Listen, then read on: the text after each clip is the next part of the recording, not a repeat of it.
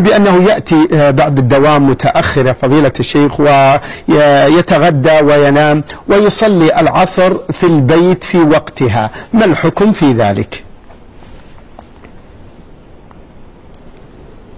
لا يجوز له أن يتأخر عن صلاة الجماعة في صلاة العصر، بل يبادر ويصلي مع الجماعة ثم ينام.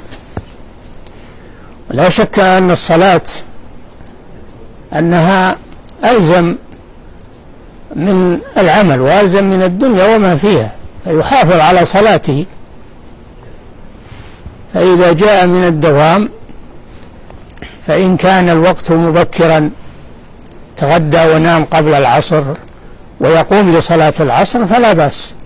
أما إذا كان الوقت ضيقا فإنه لا ينام حتى يصلي العصر مع الجماعة. قال الله جل وعلا: حافظوا على الصلوات والصلاة الوسطى.